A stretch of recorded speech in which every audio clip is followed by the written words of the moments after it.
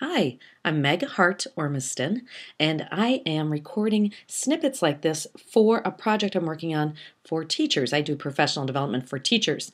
And so I was recording the one on Google Documents, and I got an email about the high school reunion, and I thought maybe I'll just make a quick little video. Maybe that will help save time and organization. So sorry I can't be on the committee this year, but maybe this will help us pass information back and forth. So the best part about Google Docs is that collaboration. Everybody on the committee, whoever you invite in, can all work on the same document. This is an example coming from a conference, a technology conference, where we have 1,600 people that are collaborating on the same document. And so it's whoever you invite. In this case, it happens to be a public document, so anonymous people can come in and add. They're collecting what are the best iPhone and iTouch apps. And so this is more of an anonymous thing. Yours is going to be private, where it's going to be locked down to just the members of your committee. But I wanted you to kind of get a sense of, ooh, this is pretty cool. We can all work together, and you won't have email attachments going back and forth. Makes a huge time saving. So I want you to kind of get a sense. If you use iTunes, you'll get this. All your documents stay in the main library, but then on the left you see that there's folders. You can make a folder, and I hope what I did, if I did it right, I went and made a BGHS reunion, Go Buffalo Grove reunion folder, and then I shared it, and I gave editing rights to Mark that is in charge of the committee. I hope I did it right, Mark, and he's going to let me know if not. If not, Mark can start this all by himself, which is fine. Then I went out to the templates under Create New. See the button up on the left? Under Create New, you can go in and pick from templates. So I went in, and there were 6 templates that other people had uploaded from their reunions. So of course I didn't start from scratch because I never do. I went in, and you can see the copy of the whoever CHRS, thank you very much, a class of 70 reunion. We're not that old, just to be clear. Class of 70 reunion survey. Now that we have that, you can now customize that to however you would. Ignore my messy desktop. Yes, big project I'm on. You can then go in and customize this for our needs. You can go in and you can go ahead. Whoops, there's people's names in there. Ooh, I didn't realize that. I'm going to go to the form. And here's what I saw. I never saw the spreadsheet. So there's people's names in there, so we probably should take that out. And here it is. But now you can come in and this can be edited. Edit. There it is. This is the only part I saw. I didn't see people's names. Edit and go ahead and pick. So let's say, obviously, we've already picked our date. So we can go in and completely delete this, or you can add to it. So I start all my forms with, what is your first name? What is your, whatever. So you know who the form is coming from. And then you can scroll down. You can make all different types of questions. You can have fill in the blank. You could have multiple choice. But the great part is the minute everybody hits submit at the bottom, right down here, as soon as they hit submit, oh, because I didn't add it, make it live yet. As soon as they hit submit, then it goes right to that spreadsheet that one I'm not going to show you because people's names are in there. And here, if you want to make it look all pretty, go up to the themes and you can pick. I don't know if we can add like the Buffalo Grove logo. I don't know if we can do that, but then you can go ahead and do that. So you've got the survey, and what be nice about that, the minute everybody hits submit, you've got the spreadsheet done. There's no tabulating, there's no retyping. You have it all in one place, which is great. Okay, so then I went out to get here. Let me go back to wherever in the world I am. I went out to search templates. So I went to template, and there's only 6 for those are people's names. There's only 6 with for reunion. So if you get a great form, you probably want to add it back to the template so other people can go ahead and do that. And so now I believe I've given the rights. So if we want to say this attendee roster doesn't look very good, but I just put it in there. And so let's go into the attendee roster. Let's see if there's any names in there. What you can always do in the upper right hand corner is you can always share. So you can see I've shared it with Mark. Now you can go ahead and add people through email. So you would add the committee. You would not make this a public survey. You don't want to do that. You don't want the spreadsheet to be public like the other one we just discovered. So you don't want to do that. You just want to go ahead and put in the email addresses of the people on the committee. And I believe I've made Mark the owner.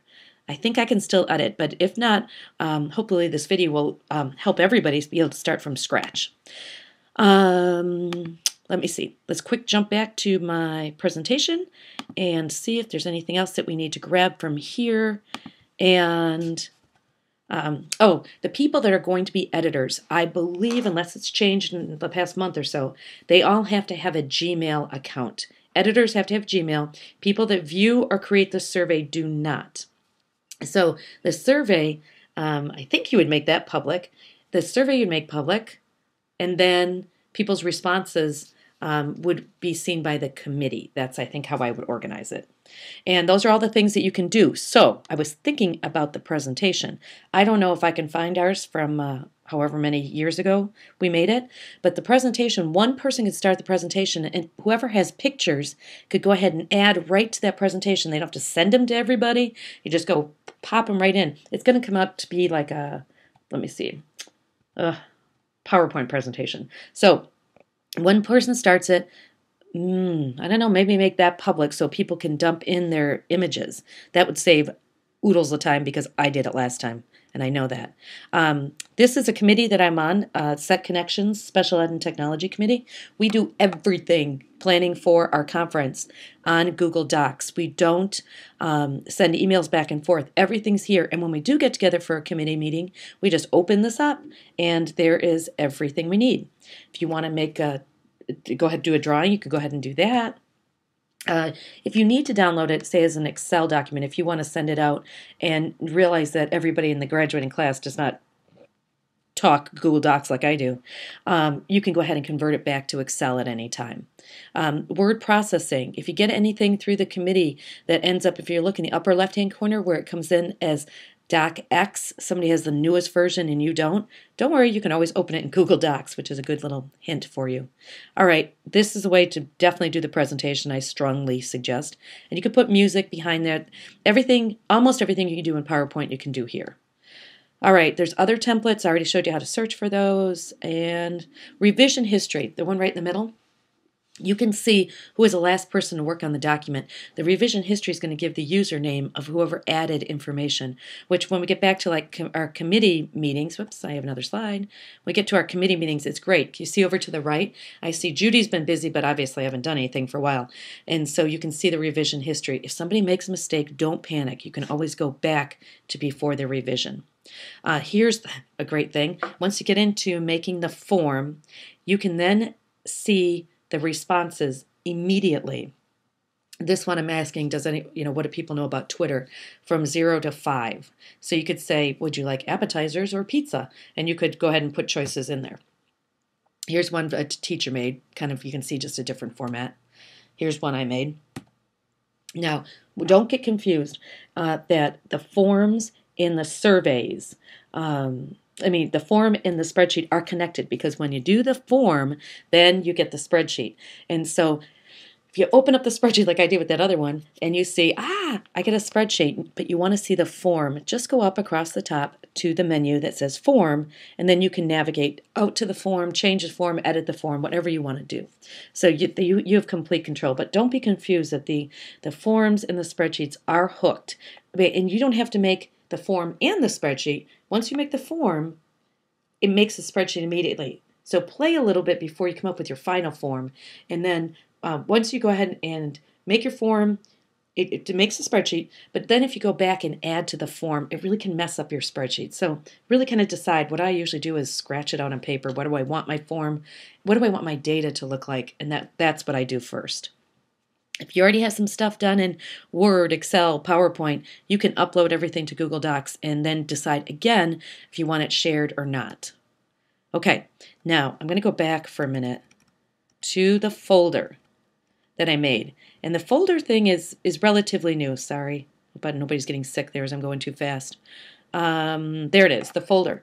I believe you can take and share the entire folder with the committee, and that way everybody would have the same information. It's up to you. But I made Mark in charge, and so now it's up to you to go ahead and enjoy your high school reunion using Google Docs. Thanks. See you all soon.